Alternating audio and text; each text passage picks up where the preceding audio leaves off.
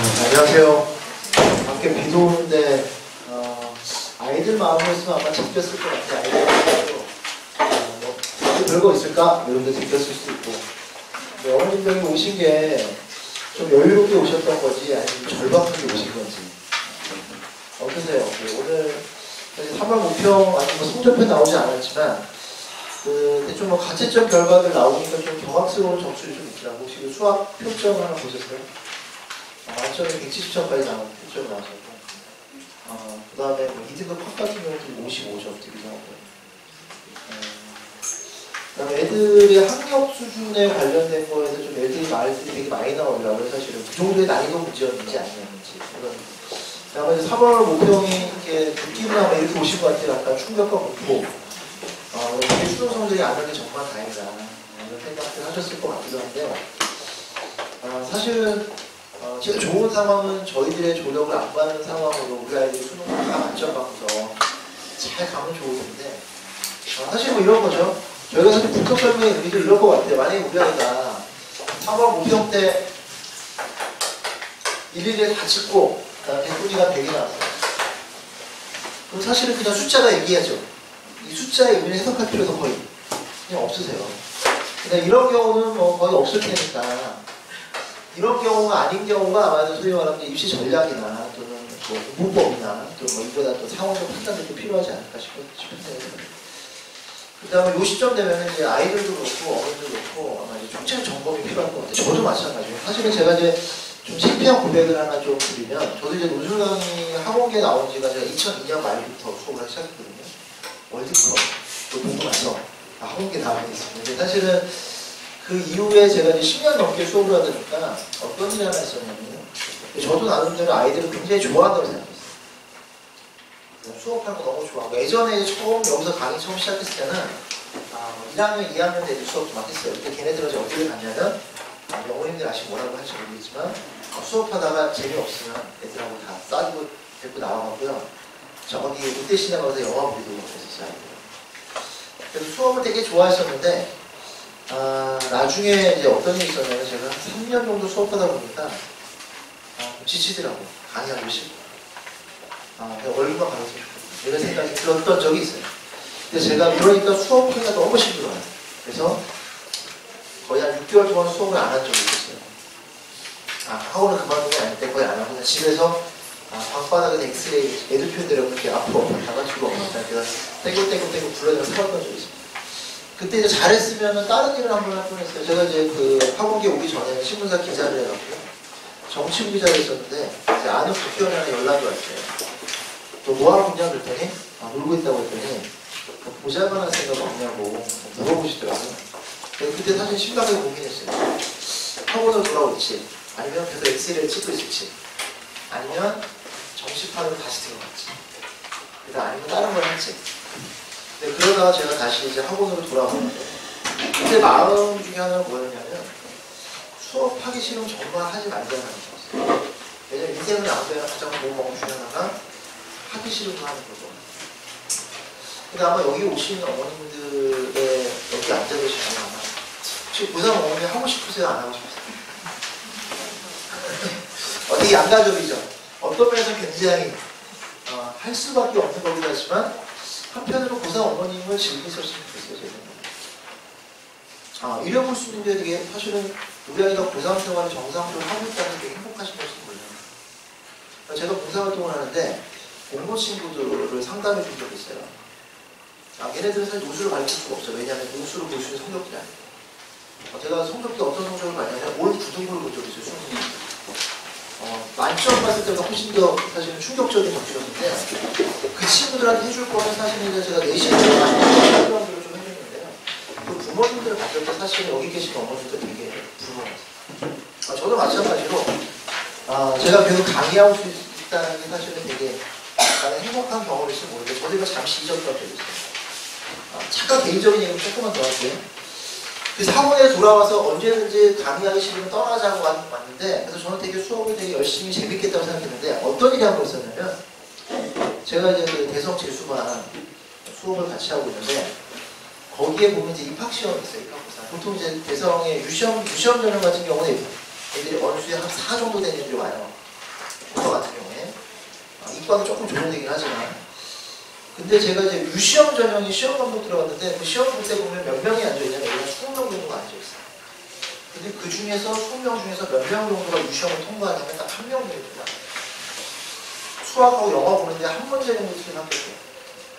그 시험 보는 애들 그 떨어지 사실은 대학 떨어져서 재수하고 왔는데 또 떨어지면 어떨까요?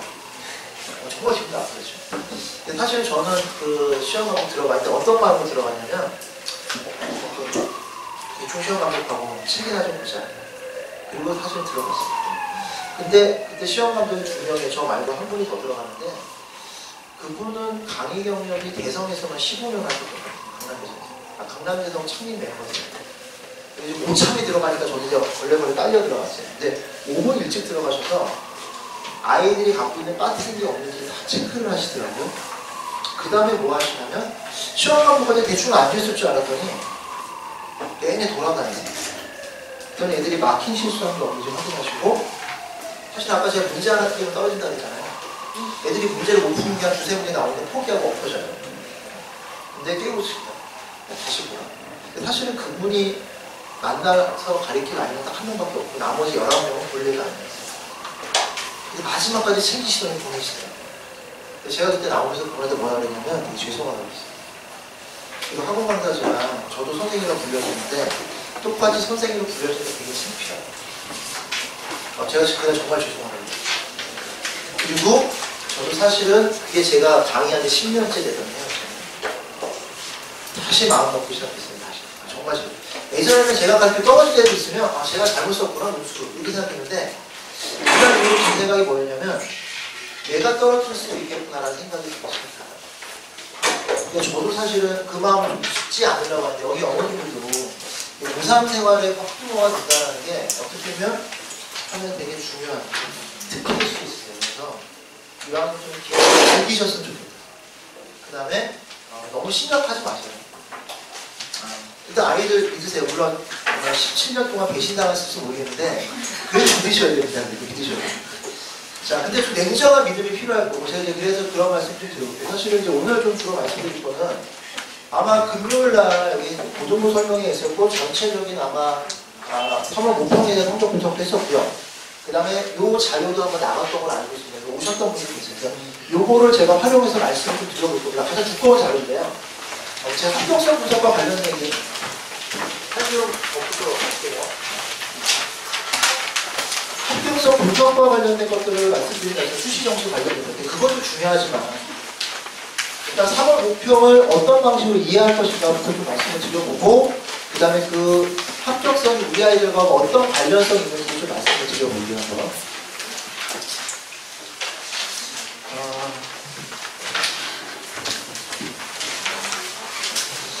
일단 나중에 성적표를 받게 되실 거예요. 그럼 첫 번째 제가 부탁드릴 건 뭐냐면 우리 아이 성적표를 보실 줄 아셔야 돼요. 입시 설명회를 그렇게 많이 가시는데도 불구하고 성적표를 아직도 잘 못 읽어내시는 경우가 되게 많거든요. 이게 참 우리나라 입시에 되게 슬픈 일이지만 성적표 자체를 보는 것도 공부하셔야 된다는 게 참 슬프긴 합니다.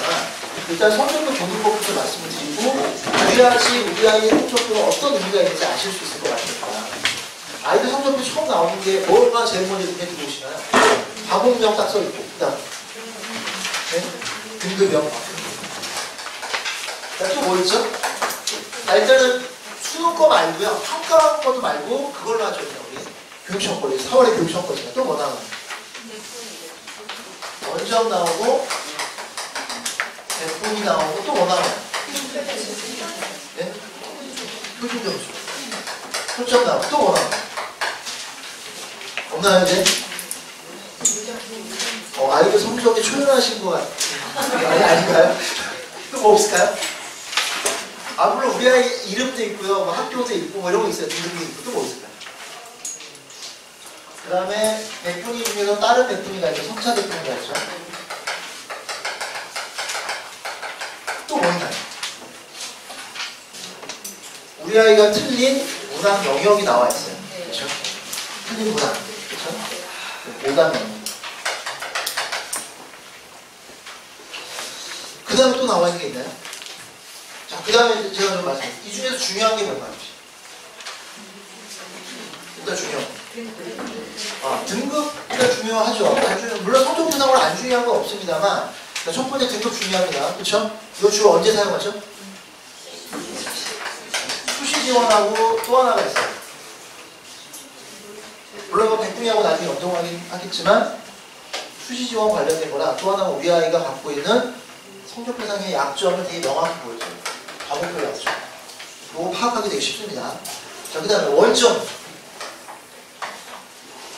원점 제 생각에는 누구한테만 중요하냐면 상위권 친구들한테 너무 중요하고 중하위권 친구들은 안 중요해요. 예를 들면 올해 서울대 같은 경우에 최종학교 같은 경우 개수를 따지면은 문과생들은 3개 정도 있어요.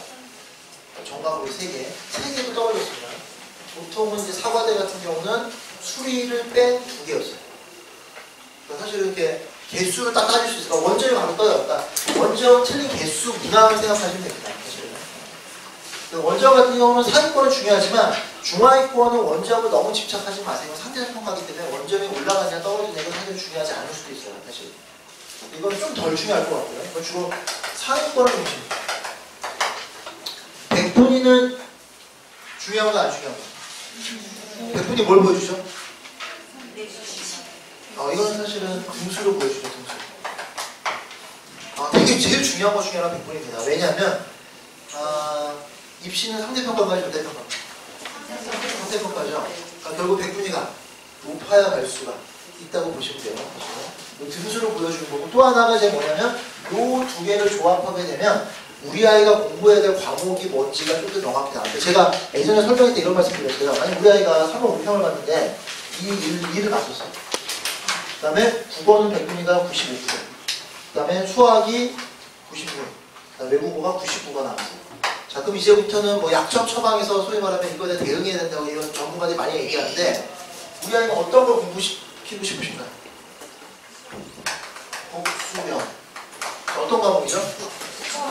수학. 국어를 하고 싶은지 실제로 국어보다 더 중요한 될 때는 수학이 될 가능성이 높다고 했습니다. 왜냐하면 재수생들이 바로 들어오면 얘가 입덕을 했다고 했어요. 혹시 이걸 올려도 아니 선택하시면 2, 1을 선택하시겠습니까? 1, 2를 선택하시겠어요? 수능에서. 둘 다 선택하고 싶지 않으시나요? 근데 이게 낫죠. 그렇죠? 원래 이게 나아요. 그러니까 만약에 제가 말씀드린 이것도 아마 백분위가 높지 않을 가능성이 되게 커요. 최악의 경우는 이렇게 나올 수 있어요. 그러니까 6월 때까지 갈 거는 뭐냐면 우리 아이가 약점의 국영수에서 2개가 되면 안 돼요. 3개면 더 심각하겠지만 만약에 하나 정도면 6월부터 수능까지 커버해 갈 수 있는 여러 개 있지만 2개가 약해버린다고 사실은 커버할 수가 없으세요. 만약 6월 나왔는데 요게 떨어져 버리면은 아마도 국어도 계속 약할 가능성이 있어요. 그러면 약점이 한 과목인가요? 2과목이 되나요?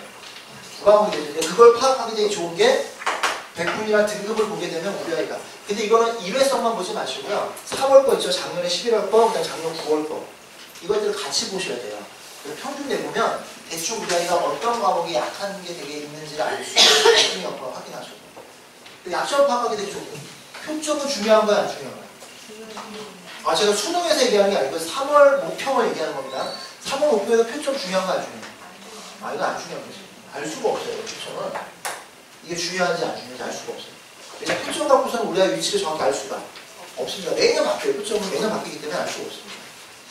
그 다음에 속사 백분. 이건 중요한 거 안 중요해요? 원래 속사 백분위는 하나도 안 중요해요. 왜냐하면 평가원권에 속사 백분위가 나오나 안 나오나? 안 나옵니다. 그렇죠? 평가원 때 나오는 거는 등급, 백분위, 표점만 나오죠. 자, 원점도 안 나오죠? 속사 백분위도 안 나오죠. 오답도 나오나 안 나오나요? 안 나오죠. 근데 오답지는 되게 중요하겠죠. 오답은 되게 중요해요. 왜 중요하냐면 첫 번째가 이제 난이도가 표시되어 있어요. D난이도인지, E난이도인지 이런 거 확인하셔야 될 것 같고. 근데 우리 아이가 틀린 게 정말로 애들만 이런 말 해도 다 실수해요. 시간이 모자랐어요. 이런 얘기 다 하죠. 요번에 보니까 국어 같은 경우도 아이들이 시간 모자랐다. 제가 지금 애들 쭉 만나서 한 40명 정도 고3에 대해서 물어봤더니 망친 과목의 대다수가 국어가 되게 많이 맞췄어요. 특히 좀 멘붕에 온 게 문학 지문에서 애들이 되게 힘들어 나와요.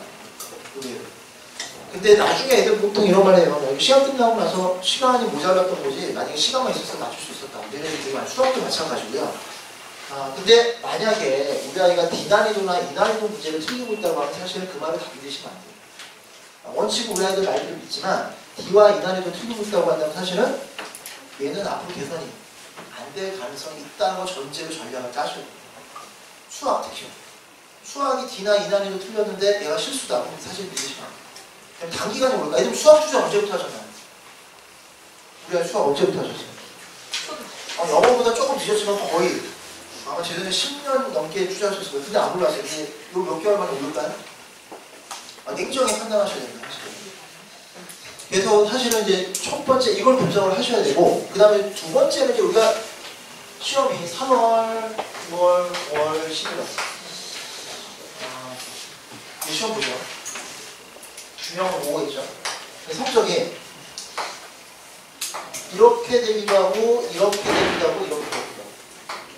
수능 3월 성적하고 11월 성적이 똑같지는 않습니다. 가끔씩은 똑같단 말, 이것도 학원 업자들 말을 다 믿지 못하시는 것 중에 하나가 뭐냐면 3월 5평 전까지는 3월 5평 성적이 11월 성적이라고 막 얘기하세요.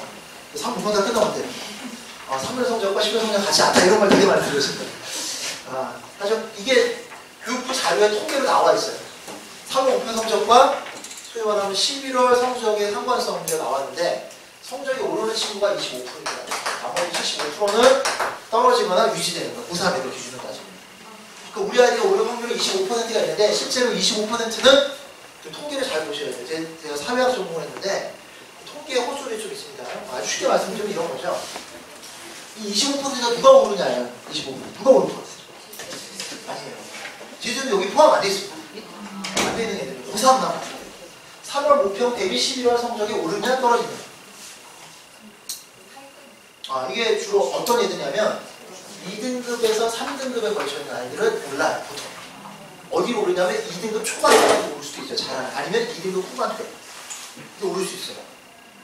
요건 왜냐하면 재수생들 때문에 올라요. 제가 이런 말씀, 재수생들이 다 센 애들이 아니고, 그냥 재수생 13만 명 중에서 한 12만은 되게 착한 애들이라고 했어요. 부모님 드시는 좀 턱을 푸시는 건데, 작년에 친구들 도와주고 올해 잘못한 후배들 도와주는 친구들이에요. 이 친구들은 그냥 얘네들이 밑에서 이렇게 받쳐주는 친구들이에요. 근데 문제는 주로 떨어지는 친구들이 1에서 2등급 사이에 걸쳐있는 친구들 있잖아요. 얘네들이 많이 소위 말하면 떨어져요. 왜냐하면 제일 중요한 2만 명 정도가 얘네를 살포시 밟아줘요. 아까 제가 지금 100분이 96% 1등급은 그냥 밀릴 거라고 얘기하는 거예요. 그쵸? 바로 그런 거예요. 그럼 잘 보세요. 우리 아이 성적대를 올리는 거는 사실은 자세히 보면 정상적 목표인가요? 비정상적 목표인가요? 정상적이가 올리는 게 정상적일까요? 사실 성적 오르는 거는 정상적 목표가 아니에요. 비상적. 그럼 어떻게 해야 되지?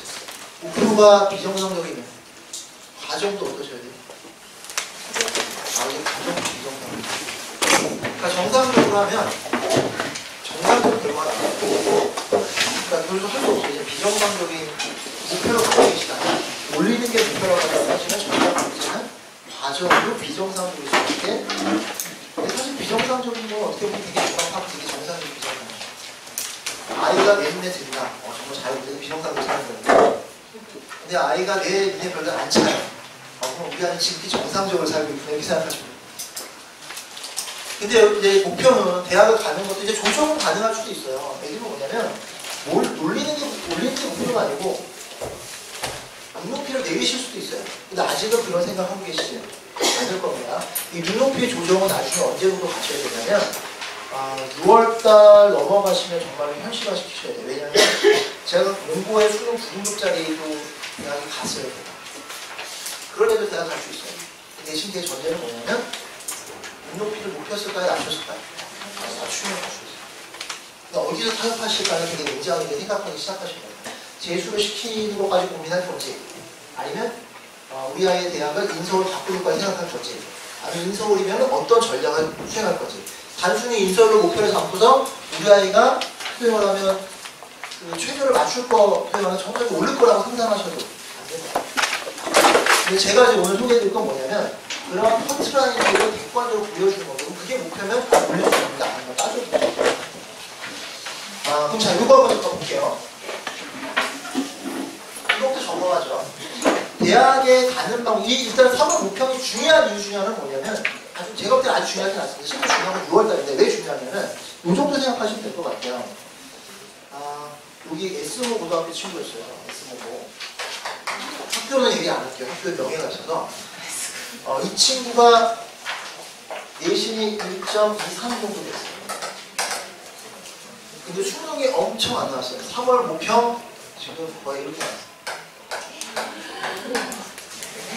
바로 심지어 어디서도 그러냐면 대치동에서도 요번에 충격이 한 번 있어요. 대치동이 지금 받았던 얘기가 걔가 최저 2등 2개가 안 나온 적이 있어요. 학교가 충격에 취소했어요. 2등 2개가 안 나온. 얘도 전교도 이제 3, 3, 3 정도 6월 모평은 좀 났었어요. 2, 3, 3 좀 나왔어요. 얘가 원서를 어디까지 썼냐면 6월까지 그냥 3월 한 번, 6월 한 번. 얘가 서울대부터 시작해서 거의 동대까지 썼어요. 수시 6개 썼습니다. 그리고 간 거는 어디 가냐면 동대랑 중대를 합격했어요. 중대를 갔거든요. 자, 얘가 왜 동대까지 쓰냐면 자자한테 내신 1.23이에요. 스펙은 별로 없어요. 근데 얘가 만약 재수를 했다. 그럼 이 내신을 살릴 수 있을까 없을까? 못 살려. 그럼 얘는 수능으로 승부를 봐야 되는데 오른다 보자니 없어요. 제가 그 어머니를 설득시키는 되게 힘들었어요. 중대를 간 게 정말 다행이에요. 이거는 작년도 이랬는데요. 예전에도 있어요. 또 다른 S모고가 있어요. 좀 가까운 S모고, 약간 먼 S모고였고요. 이 친구는 좀 가까운 S모고인데 이 친구도 이론이 괜찮은 S모고예요. 거의 내신으로 전교 2등 정도 됐는데 얘가 성대를 갔어요. 수시로. 그러니까 이거는 제가 수시를 꼭 써라 이런 말씀이 아니고 뭐가 결정하는 거냐면 수시 쓰는 학교 레벨. 상위는 뭐로 결정하죠? 지금 제가 얘기한 상위는 내신으로 잡았죠. 하위는 뭐로 잡았죠? 소위 모평으로 잡았죠. 모평은 중요한 건 소위 말하는 수시를 원서 쓰는 가이드라인을 제공해 줄 수 있다. 그래서 뭘 확인하냐면 펀치라인을 확인하셔야죠. 정식 펀치라인. 이해가셨죠? 자, 그러면 가는 방법에 대해서 설명 한번 잠깐 드려볼게요. 다 아실 겁니다. 이거 갖고 이제 케이스들을 보여드릴게요. 수시랑 정시가 있으면 수시에서 원서 쓰는 거와 관련시켜서 본다면 첫 번째 학생부 있죠. 자, 학생부 전형은 내신 얼마까지를 소위 말하면 제가 좀 기준은 이런 대학을 기준으로 해볼게요. 한 10개 대학 기준으로. 서울에 있는 10개 대학 기준으로 학생부 전형을 쓰게 된다면 내신 얼마인가. 얼마 정도 되면 되실 것 같아요? 거의 내신 전형을 따지면은 문과는 1.8 받고 나가면 좀 힘들고 제가 좀 여유있게 잡아드린 겁니다. 1.8 받고는 문과는 거의 안 되고요. 이과는 가령 2.0 물론 이때는 이제 학교들이 뭘 보냐면 추가 성적을 봐요. 추가가 좋다. 2.0인데 추가 성적이 괜찮은 뽑아주기도 하거든요. 그러니까 이게 받고 나가면 우리 아이가 학생부 전형을 쓰기 좀 어렵다. 만약에 5개 대학 기준이면 어떨까요? 5개. 그냥 내신이 확 올라가죠 보통. 그래서 거의 한 1.3 문과는 이 정도 돼요. 이과는 1.5. 이 정도 넘어가면 안 된다. 이건 이제 여기로 확인하셔도 돼요. 심지어 잠깐 볼까요? 제 제일 두꺼운 자료 좀 하나 좀 보시죠. 9페이지 한번 펴보시면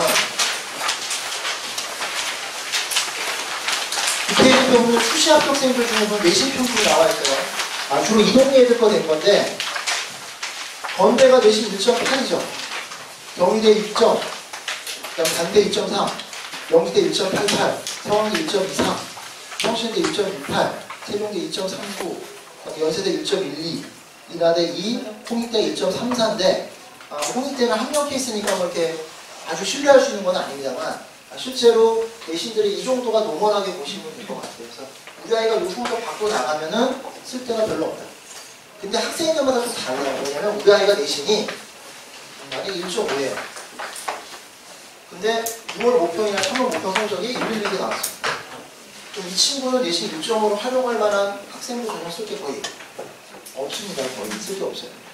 근데 반대로 내신이 1.5인데 이 친구가 2, 3, 3 나왔어요. 이 친구는 1.5로 쓸 대학이 되게 많아요. 그러니까 이 조합은 얘하고 조합할 건지 얘하고 조합할 건지에 따라서 요걸 살릴 수도 있고 죽일 수도 있다고 생각하시면 되고 첫 번째 학생부는 대충 이 정도 가이드라인을 갖고 있다고 보시면 되고 이런 성적들이 조금 더 구체적으로 나와 있는 게 이쪽에 좀 있습니다.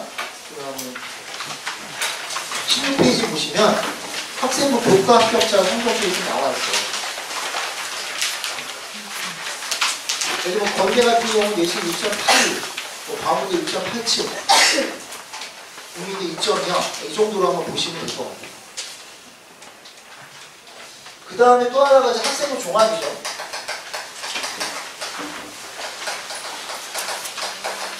올해 이제 소위 말하면 그 대교로 해서 장명해준 이름인데요.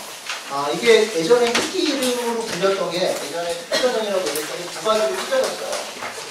하나로 찢어진 건 뭐냐면은 지금 학생부 종합으로 간 거고 또 하나가 실기로 갔습니다. 요거는 주로 어학 특기자들이 들어가 있는 거고 요거는 어학 이외의 비교과 애들 갖고 있던 애들 보시면 될 것 같아요. 학생부 종합전형 같은 경우는 내신으로 따지면은 요거는 이제 일반고 애들만 얘기하면 될 겁니다. 요거는 이제 외고생들 얘기하거나 과고생들 얘기한다면 일반고 친구들 학생부 종합이 한 3.5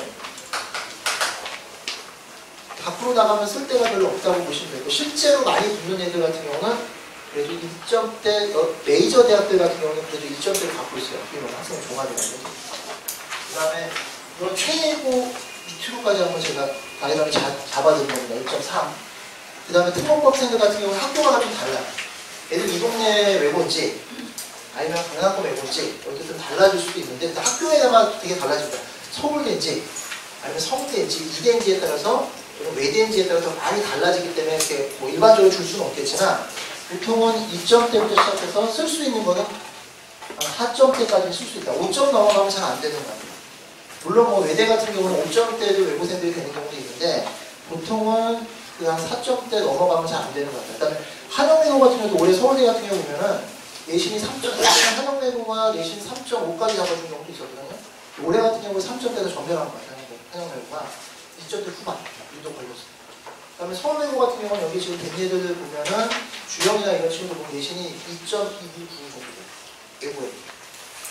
그러니까 사실 2점대 초반 정도 나오지 않아요. 서울대 같은 경우. 그래서 보통 2에서 4 정도 거의 과거 애들은 훨씬 유리합니다. 사실. 그리고 이 정도고 나머지가 만약에 받쳐줘도 조금 힘들다고 보시면 돼요. 물론 실기 전형은 조금 달라질 수도 있습니다. 이것도 잠깐 확인해 보실 거 뭐 갖고 확인해 보시냐면 우리 자료에 보시면 13페이지 한번 펴보시면 지금 학생부 종합이라고 하는 걸로 되어 있죠. 학생부 종합 13페이지 보면 건대부터 쭉 시작해보면 뭐 KU 자기 추천제부터 내신 1.28 건대 뭐 1.44 경기대 2.3 대충 이 정도에도 끊겼죠. 3점대가 있는 경우도 있죠. 단대 천안, 대진대 3.27 그러니까 이거 제가 거의 잡아드린 거 마지노선이라고 보시면 될 것 같아요. 그러니까 우리 아이가 이 정도 성적대를 갖고 있지 않다면 이것도 이제 패스하셔야 되는 거예요. 사실. 이거 쓸 수 있느냐 없느냐. 근데 간혹 이런 경우도 있어요. 아마 어떠냐면 예전에 동국대 주드림 전형이나 아니면 중대 단일치 전형에 일반고 학생들이 4점대 초반으로 되는 경우가 있어요. 스펙 없이. 근데 올해도 이렇게 많이 잡아줄지는 어떨지 모르겠는데 아무튼 그런 전형이 있었다고 보시면 돼요. 써볼 수는 있지만 주도 기대할 수는 없다는 얘기입니다. 그리고 실기 전형이죠. 이게 이제 주로 우리의 실기는 뭐냐면 어학 실기라고 보시면 될 것 같아요. 요것도 조항은 거의 비슷하다고 보시면 되는데 이거는 이제 탭스 성적이나 영어 성적과의 상호성의 문제일 것 같아요. 예를 들면 뭐 고대 국제화전형, 국제인재전형 같은 경우에 내신이 5점대 있는 친구들 탭스가 960이야. 붙였었거든요. 근데 오히려 내신이 외고생들 3점대를 갖고 있는데 탭스가 880인데 떨어졌어요. 같은 과를 같이 줬어요. 같은 학교 친구. 대원 친구들이었는데 한 명은 내신이 3.8 정도 됐고 탭스가 880. 한 명은 2명 있었어요. 5점대를 갖고 있는 2명이 5.2하고 한 명이 5점 몇이었는데 탭스가 950대였어요. 한 명 거의 960. 근데 둘은 붙고 3점대 치면 떨어지게 됐어요. 예를 들면 이제 국제인재 같은 경우는 어학 성적을 좀 본다고 보시면 될 것 같아요. 그래서 외부에 소위 말하면 뭐 이과 같은 경우도 올림피아드 수상이나 이런 실적도 외부 실적을 사용하지 못하지만 실기 전형이라고 하는 거 있잖아요. 영어, 특히 영어 특기자와 관련된 거. 이것들은 여전히 외부 스펙 사용이 가능할 수 있을 거예요.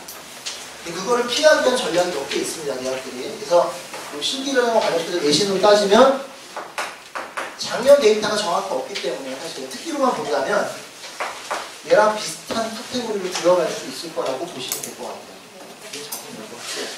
그 다음에 제일 궁금한 것 중에 하나가 3월 5편 보셨으니까 수능 훨씬 궁금하실 것 같아요. 이거는 이제 우리 자리에 어디쯤 있냐면 주로 이제 연고대 중심으로 잡아놓는데요. 18페이지입니다. 18페이지. 작년에 구멍 난 것도 조금 있어요. 구멍 난 것도 좀 있고. 서울대부터 정시 컷이 나오는데 100분위로 나와있죠. 거기 보시면. 전체 등수도 봅니다. 예를 들면 서울대 경영 같은 경우에 등수를 따지면 294등. 부족 100분이 0.03% 나왔어요. 아마 환산 점수 해갖고 뭐 580점, 574.5 이런 건 잘 들어오진 않으실 거예요 아마. 이걸 보지 마시고 그냥 퍼센티지 보시면 될 것 같아요. 누적 퍼센트 0.08% 이렇게 나와 있는데 뒤에 이제 의대 같은 경우도 보면 0.02% 전국 47등.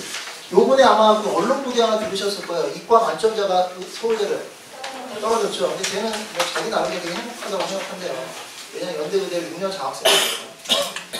근데 이제 서울대를 떨어진 걸 이렇게 알아보니까 일단 그 친구가 이제 화투 선택과 관련된 문제 하나 걸렸고 그래서 실제 표적으로 따지면 제가 전국 1등이 아니고 이과생 중에 15등 정도 됐어요. 전국 1등이 아니고 두 번째는 뭐냐면 면접장 들어가서 면접 좀 많이 못 받는 거예요. 서울대는 사실 되게 많이 얻었죠. 만점자를 떨어뜨린 포스를 보여줬잖아요. 그렇죠? 어떻게 보면 걔를 합격시키는 것보다 걔를 떨어뜨려서 얻은 게 훨씬 많은 게 아닌가. 뭐 연대도 나쁘진 않은 것 같아요. 근데 사실 연대 약간 자존심 상할 것 같아요. 왜냐면 고대도 떨어졌잖아요. 서울대 떨어지고 자기네 왔어요. 근데 그 학생은 뭐 본인이 행복하대요. 6년 장학생이 의대 가격 비싼데 6년 장학생 되고 보니까. 근데 지금 컷을 보시면 이제 이거 보셔도 아직 잘 안 들어오실 수 있어요. 근데 뒤에 보면 이제 구멍난 과들이 몇 개 보이기 시작합니다. 애들이 이런 거죠. 19페이지 보시면 연대가 돌아가면서 구멍이 좀 났었는데요. 예전에 작년 같은 경우는 재작년 같은 경우는 사대학과가 구멍 났는데 올해는 정외과가 구멍 났어요. 그다음에 고대 같은 경우도 보통 매년 구멍이 조금씩 나는 게 뭐냐면 고대 전경이 매년 조금씩 뚫립니다. 근데 이거 믿고서 이렇게 쓰시면 안 돼요. 그 다음에 항상 터지는 과들이 있습니다. 그것도. 그거 조심하시긴 하는데 여기서 갖고는 아직 컷을 잘 모르실 거고요. 그러니까 작년에 마지막 마지노선에서 추합까지 보시면 안 돼요. 아직은 여기 보면 지금 나와 있는 게 최추합하고 최종합이 나와 있는데 이게 편차가 큰 학교도 있어요. 예를 들면 이런 거는 잠깐 보여드릴까요? 연대 거는 잠깐 비교해 볼게요. 연대 수학과 한번 잠깐 볼게요. 자연교육. 20페이지에 보시면 우선합이 전국상이 얼마냐면 0.43%죠.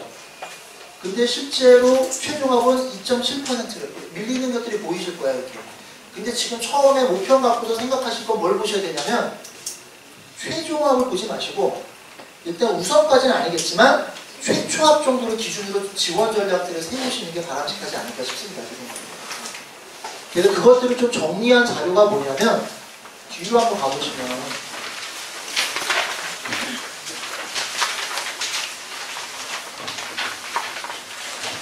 이쪽에 있습니다. 83쪽.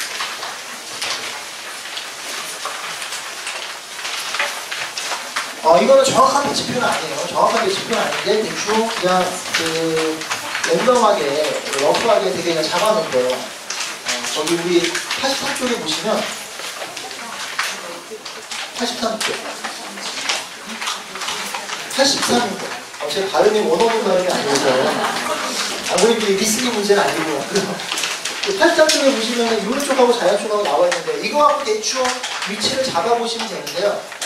요거를 구별을 좀 하셔야 돼요. 이게 학원 자료마다 가끔씩은 왔다 갔다 하는 게 뭐냐면 거기 잠깐 보세요. 국영수 탐구까지 해서 석차가 나와 있고 또 하나 옆에 누적이 나와 있잖아요. 석차 백분위로 99.95% 나왔죠. 이때 석차는 요걸 의미하는 거예요. 지금 제가 이제 성적표 읽을 때 이렇게. 근데 나중에 우리 아이가 모평을 보고 6월 모평을 보고 나면 평가학과는 석차 백분위라는 게 안 나와 있어요. 그럼 그걸 어떻게 뽑아보냐면 이렇게 뽑습니다. 어떻게 하냐면 지금 석차 백분위가 우리 아이가 99.95%라고 이게 성적표 보면 맨 하단에 보면 석차 백분위가 나와 있어요. 그래서 국수역 뭐 얼마 이렇게 나와 있어요. 그렇죠? 요거를 의미하는 건데 지금 여기는 근데 나중에 6월 넘어가면 배치표 같은 거 나올 때 이걸로 안 나올 때가 있어요.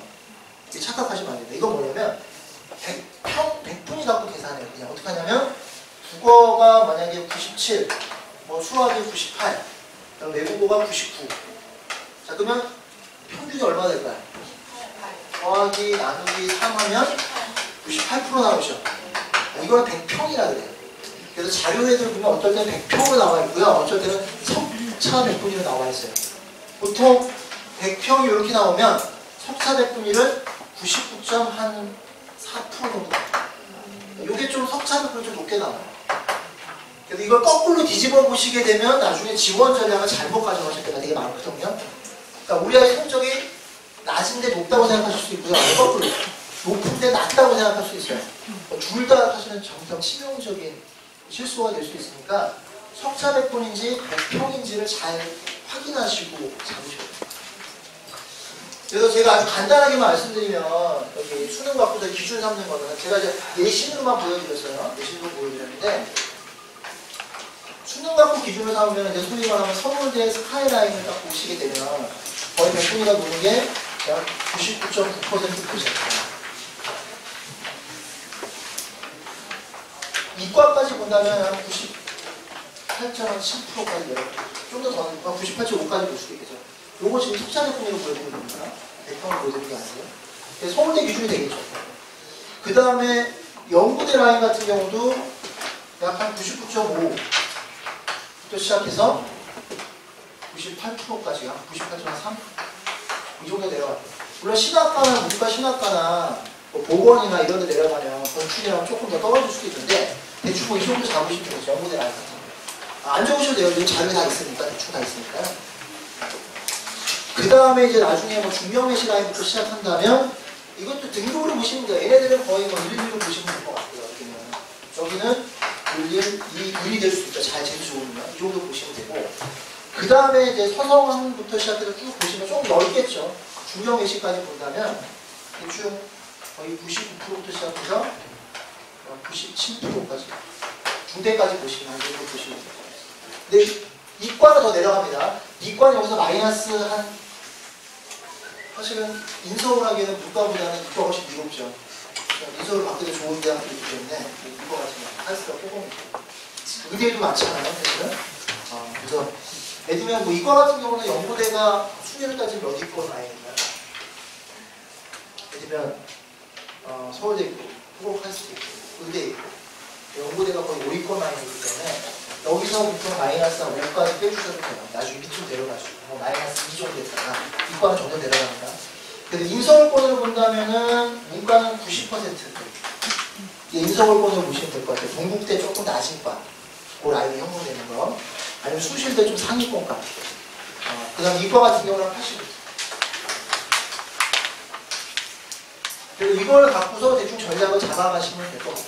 등급을 따진다면은 뭐 요 라인 같은 경우는 2, 3, 3, 이과는 3, 3, 3. 이 정도 잡으면 이과는 85% 라인에 들어갈 수 있을 거라고 보시면 돼요. 그래서 올해 이제 3월 5평 정도 나오면 일단 위치를 파악하시면 될 것 같아요. 그렇게 보시면 될 것 같고. 그 다음에 저희가 사실은 이 설명회 위주로 가는 것보다는 케이스들이 워낙 다 자녀들과 다르기 때문에 저희가 상담 위주로 많이 잡았어요. 그래서 오늘 상담이 다 안 되면 저희가 다음 주에도 상담 일정들을 잡고 있으면 선생님들이 다 그때도 신청하셔도 됩니다. 상담 일정도 잡아놓고 있으니까. 논술 관련해서 얘기 잠깐 드릴게요. 제가 딴 것보다도 논술을 이제 개별적으로 간담회 때 말씀을 좀 드리는데 제가 아주 거칠게 질문을 한번 드릴게요. 논술을 많이 공부시키시나요? 안 시키나요? 솔직히. 안 시키죠? 왜 안 시키시나요? 이거 이제 냉정하게 따져보자고 했습니다. 자, 왜 논술을 안 시키시죠? 두 번째로 제가 말씀드립니다. 다른 과목이 급해서요? 자, 근데 사실 논술은 과목인가요? 논술은 과목인가요? 논술은 뭐죠? 논술은 첫 번째 다른 과목과 비교할 수 없는 논술은 전형입니다. 제가 논술 강사이기도 하지만 입시 전문가로 얘기 드릴 때 논술은 전형입니다. 왜냐하면 지금 학생부 종합 실기 그 다음에 정부에서 발표한 게 뭐죠? 정원이 얼마가 논술 정원이? 아시는 분? 아시는 분? 아무도 없으신가요? 제가 뭐 야단 안 칩니다. 되게 약간의 법정의 느낌이 나는데 변호사 부르셔도 돼요. 대답하실 때. 사실 전국적으로 따지면 4% 정도밖에 안 돼요. 되게 적죠. 무시하고 가도 되는데 인서울권을 따진다면 얼마냐면 거의 30%에 육박합니다. 28% 엄청나요. 그러면 만약에 예를 들면 이런 거요. 어떤 특정 과목이 정말 28%의 비율을 차지할 수 있을까요? 첫 번째 전형입니다. 자, 근데 그럼 왜 안 시키실까? 예를 들면 마치 이런 거죠. 우리 아이가 만약 이렇게 생각하시면 어떠세요? 엄마, 나 논술 준비하려고 수능 준비하려고 논술 좀 쉽게. 그럼 아마 야단 안 치실 거예요. 근데 만약 우리 아이가 엄마 나 논술 준비하기 수능 좀 잠깐 쉽게. 그럼 뭐라고 하시겠어요? 그냥 놔주시겠어요? 안 놔주실 거고. 제가 말씀드린 전략 하나를 말씀드렸고 우리가 조금 냉정하게 한번 생각해 볼게요. 일단은 정원이 있어요. 누군가 가겠죠. 우리랑 똑같은 수험생인가 누군가가 30% 정원을 먹을 거예요.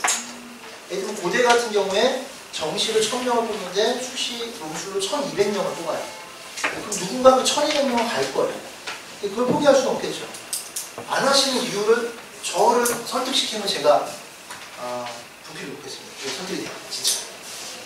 왜냐면 우리 아이한테 중요한 거예요. 저한테도 중요한 거지만 우리 아이들한테 중요한 거예요.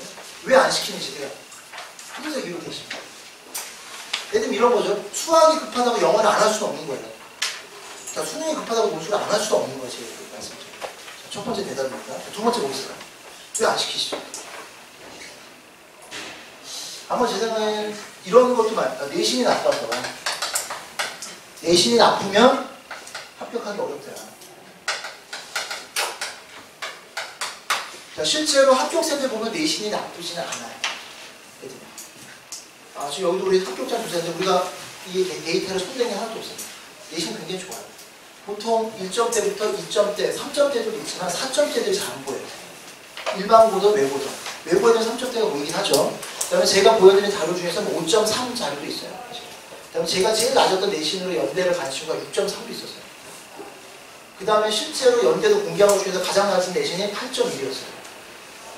8.1은 사실 외고생이지만 맞기도 어려워요. 웬만한 노력으로 맞을 수 있는 내신이 아니거든요. 8.1은. 근데 그 친구가 대학을 간 건 뭐냐면 사실은 이렇게 보시면 돼요. 내신을 왜 높은 애들이 합격하냐? 첫 번째는 이렇게 보시면 될 것 같아요. 예전에는 최저 조건 충족 못했던 애들이 많아요. 일반고 학생의 내신이 5점대를 갖고 있다. 그럼 이 친구가 수능 최저 2등급 2개나 2등급 3개를 충족할 가능성이 적었을 가능성이 커요. 그러니까 논술을 못 쓰기도 했을지도 모르겠지만 뭐 그것보다도 내신이 나빠서 떨어진 것보다는 사실은 뭐냐, 얘가 최저를 충족 못했을 가능성이 틀림없이 있습니다. 그래서 지금 내신 붙은 애들 보면 1등급 때부터 시작해서 4등급 때 애들이 공부하고 있어요. 많은 비율은 1에서 3, 4는 별로 없어요. 사실 말씀드리면. 자, 이 정도 내신을 갖고 있으면 3점대 내신을 갖고 포기할 필요는 없어요. 내신 때문에. 그럼 두 번째. 또 뭐 때문에 안 하시나요? 최저요. 자, 근데 최저가 없는 학교도 있죠. 아니면 최저가 낮은 대학도 있어요. 애들 수능 최저가 안 나오면 우리 아이는 수능도 어떤 거죠? 정시로 가는 것도 쉽나요? 머리 똑같아요. 수능 최저가 안 나왔다면 정시로 갈 대학이 없다는 뜻입니다. 2등급 2개가 안 나오거든요. 그렇죠. 최저 때문에 못하는 거. 예전에 물론 우선 때문에 못하겠다는 거 있었어요. 이거 이해가 좀 가요. 왜냐면 우선 조건 충족이 안 되면은 정원이 죽으니까. 근데 지금 우선이 있냐 없냐? 그것도 이유가 아니죠. 또 뭐 있을까요? 세 번째. 이런 말도 있어요. 이거 제가 지난번 설명에다가 말씀드렸는데 수능을 선호한다. 실제죠, 학생들. 이거는 제가 볼 때 다른 거는 욕할 게 아니에요. 다른 입시 전문가들이 보는 방향에 따라 다를 수도 있습니다. 입시판이. 근데 이거를 얘기하는 사람은 제 생각에는 이건 정말 도덕적 결함이 있는 거라고 얘기할 수 없어요. 애들 이런 거 있으시죠. 만약 둘 다 우선 조건 충족했어요. 어떤 친구가 연대가 우선 좀 높죠. 문과 같은 경우에 211이 맞았어요. 자, 근데 어떤 친구 111이 맞았어요. 연대도 누굴 뽑냐, 얘를 뽑는다. 이런 얘기 막 있어요. 전설같이 내려오는데 심지어 애들 중에서도 이런 말 있어요. 뭐 어떤 학원에서 얘기했는데 걔는 연대 시험 보러 갔는데 수능 되게 잘 보고 나서 연대 답안지 이름만 쓰고 나한테 붙었다 이런 말 있어요. 근데 사실은 제가 그거를 지난번 수업실 시간에 뭐라고 말씀드렸냐면 그 친구 얘기가 좀 그렇긴 하지만 김나연이라는 친구가 수능 만점 받은데 연대 논술 시험 보고 떨어졌어요. 여기 와서 좀 설명했었어요. 걔가 김연아 친구가 만점마다 떨어졌어요. 걔 말고도 많습니다. 만점자 중에 만점자 중에 2명 떨어졌어요. 제가 점수 이런 것도 되게 이상했습니다. 실제로 수능 성적으로 학생들을 선발할 수가 없어요. 그건 입시 부정입니다.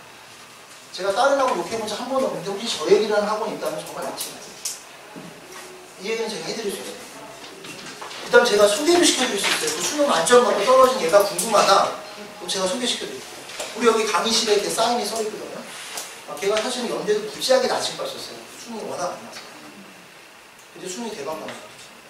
걔 말고도 언수의 만점자 탑하면 틀렸는데 언수의 만점자들이 떨어진 경우가 많습니다. 애들 아시겠지만 이과 만점자도 어떠죠? 고대 의대로 출시해서 떨어졌죠. 그러니까 수능 성적으로 뽑을 수 있는 건 아니에요. 그러니까 이것도 이유는 아닐 것 같아요. 수능 성적은 아니에요. 또 뭐 있을까요? 이거 문수를 못하나요? 문과생들 같은 게 특히 이런 거 있죠. 글쓰기를 못 써요. 글을 못 씁니다. 아니면 이과생들 같은 경우 수리적 개념이 떨어진다. 뭐 이런 거 있어요. 이 수리 개념이 떨어지면 수능도 문제가 될 텐데, 자, 이거의 실력이 낮다고 했는데 이렇게 생각하시면 돼요. 아까 제가 성적표 볼 때 뭐를 보시는 게 되게 중요하다고 얘기 드렸나요? 백분위가 되게 중요하다고 했죠. 왜죠, 백분위가? 상대평가이기 때문에. 그럼 문수는 절대평가인가요? 문수도 어떻죠? 상대평가. 문수 정원이 있으면 그 정원은 다 뽑아줄 수밖에 없어요. 아무리 글을 못 써도 정원이 됐다. 그럼 뽑아줘요. 근데 우리나라 교육청에서 정말 글을 잘 쓸까요? 수리적 개념을 정말 다 풀까요? 한양대 이과 합격선이 여기 공개됐거든요. 성적에. 어때요, 점수가? 여기 보실까요? 자, 문과를 되게 높게 잡아줬어요. 한양대 되게 높게 잡아줬는데 아마 애들의 상대평가를 이렇게 높게 잡아준 것 같긴 하지만 자, 보세요. 45쪽. 45쪽 보면 2014년도 합격자 누수보다 성적 평균을 공개했어요. 거기 보면 뭐 이런 거 있잖아요. 점수 보면 이과 같은 경우는 40점, 50점대가 되게 많아요. 문과들은 점수가 80점, 90점대인데 이과는 4, 50점대예요. 그러니까 이과 선생님들이 봐도 교수들이 볼 때 답안지의 반은 날라가서 근데 뽑아주는 거예요. 예를 들면 지금 한양대는 80에서 90점 나왔잖아요. 학교마다 다릅니다. 예를 들면 서강대 같은 경우는 예전에 한번 공개했는데 합격생 평균이 얼마냐면 52점이었어요. 문과.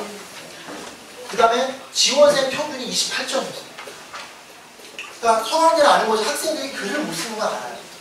근데 어쩔 수밖에 없냐. 뽑아줄 수밖에 없어요. 상대평가라는 거예요. 그래서 우리 아이가 글을 못 쓰거나 수리적 개념이 떨어지기 때문에 논술을 지원할 수 없어요 라고 하는 것도 제 생각에는 절대평가를 기준으로 말씀하시는 거예요. 상대평가. 자, 그럼 이것도 아니면 또 뭐 있을까요? 안 하시는 분. 어떤 거죠? 이거 아마 이런 거 얘기하시는 분도 계실 것 같아요. 논술을 안 하는 이유가 시간이 없다. 아까랑 비슷한 거였어요. 다른 과목을 해야 돼요. 근데 제가 그 만점자 수기 하나 나눠드렸죠. 있을 겁니다. 만점자 하고 학교 시합 볼 때문에 대화록 하나를 드렸어요. 거기 있으실 텐데 사실은 이 시간이라는 것도 결국 상대적입니다. 정말로 우리 아이가 논술 수업을 안 하고 수능만 집중하게 되면 그 시간에 수능만 올인하고 있을까요? 그러니까 그 여력을 준다고 했습니다. 그러니까 이것은 결국은 상대적인 거가 아닌가 싶어요. 네. 그러니까 누구나 시간이 많지는 않습니다. 우리 아이가 논술을 해야 된다 이런 문제가 되겠지만 그렇지 않아요. 이것도 아마 제 생각이 아닌 것 같아요. 오히려 제가 어머니들 말 중에서 제일 믿을 수 없는 것 중에 하나가 뭐냐면 제가 보는 것 중에 하나가 논술 우리가 저는 사실 이거는 좀 동의해요. 왜냐하면 주관적 평가이기 때문에 뭐가 들어갈 수가 없는 거예요. 그날 교수가 채점하는데 싸우고 왔는지 뭐 이런 것도 중요하신 거예요. 심하게 말씀드리면. 근데 첫 번째로 이런 운도 올릴 수도 있어요. 예를 들면 로또를 사는 거는 로또가 운이죠. 근데 로또가 당첨되려면 그 운을 발휘하려면 뭐가 있어야 되나요? 로또를 사야 되겠죠. 로또를 사지 않고 로또에 당첨되게 바라주는 거 없습니다. 근데 사는 그 리액션조차 없으실 수가 있어요. 그 다음에 사실 이런 거죠. 경쟁이 가장 치열하지 않은 곳이 있어요. 이건 뭘로 알 수 있냐면 우리나라 사교육에 투자된 비용을 보시면 사실 문수는 사교육에서 차지하는 비중이 거의 90%입니다. 거의 없어요. 아마 여기 주변을 보셔도 여태까지 우리 아이 아마 사교육에 들어가지고 따지면 문수에 들어간 비용은 거의 없어요. 그럼 다시 말하면 경쟁력 있는 학생이 별로 없다는 뜻입니다. 운원도 높일 수 있다. 애들이 운 높이는 방법이 이런 거잖아요. 사실은. 행운을 얻는 방법 중에 하나도 만약에 내가 동전을 주고 싶어요. 그럼 사실은 바다를 봐야 돼요. 바다를 본 횟수가 많은 사람이 돈을 주는 확률이 높은 게 아닐까 싶어요. 또 하나 좀 말씀드리면 정말 대학에서 자기 학교에 들어올 학생의 30%를 뽑는데 이 30%가 정말 운 좋은 학생으로만 뽑을까요? 그렇진 않을 거예요. 예를 들면은 사실은 제가 좀 이런 말씀드리기 좀 그런데요. 여기 촬영하고 있으니까 제가 아는 분 중에서 연대에서 논술로 논문을 쓰신 분이 계세요. 논술 관련된 걸로 논문 쓰신 분이 계십니다. 그래서 우리나라 사교육 논술 강사들 분석하실 수 있는 분이에요. 근데 저희 논술학원에 예전에 쓰셨던 분이세요. 그분이 그래서 박사를 작년에 쓰셨거든요. 근데 연대에서 논술 채점을 어떻게 하는지를 저한테 좀 얘기를 해주셨어요. 어떻게 채점하는지. 근데 어머님들 아마 대충 생각하시고 대충 채점할 거라고 생각하는 사실 아니에요. 나름 엄청나게 꼼꼼하게 준대요. 이런 식도 있대요. 심하게 얘기하면 다 믿을 수는 없지만 똑같은 패턴의 글을 썼던 친구들이 답안지를 여기 빼놔요. 교수들이. 쭉 그거부터 거부터 일단은 빈칸 채웠냐 못 채웠냐 원고지를 아니면 답안지를 채웠냐 못 채웠냐를 분류한 다음에 두 번째가 답안지 다 채웠던 친구들 중에서 뭐를 빼놓냐면 비슷한 패턴의 풀이 비슷한 패턴의 답안지를 빼놔요. 그리고 표현도 검사해 줍니다. 사실 대학교 나도 굉장히 꼼꼼히 보기 시작해요. 왜냐하면 또 말하면 로또에 당첨될 얘기를 뽑는다고 하는 건 사실은 그 대학의 수준이 낮아질 수 있다는 뜻이거든요. 거기에만 의존하지는 않는 것 같아요. 그래서 제가 좀 말씀드리고 싶은 건 뭐냐면 지금의 우리 아이 먼저 상황을 명확히 분석하고 입시 상황에서도 우리 아이에게 이로운 입시 상황이 나왔지. 예를 들면 이런 겁니다. 저희가 사실은 올해 서울대, 연대, 고대 보낸 인원이 지금 광고에도 나와있지만 107명. 저희가 외부에서 사오는 한 명도 없습니다. 저희가 가르쳐요. 서울대, 연대, 고대만. 근데 만약에 경쟁률 갖고 얘기하시는 분이 있어요. 경쟁률 너무 높으니까 오는 게 아니냐. 경쟁률이 몇 대 몇이죠? 50대 정도. 더 많이 갈 때는 150대까지 가요. 이 경쟁률 높은 거 이것도 는 아니냐고 했는데, 자, 우리가 107명을 가르쳤는데 만약에 50대이면 우리가 107명을 합격시키려면 몇 명을 가르쳤어야 될까요?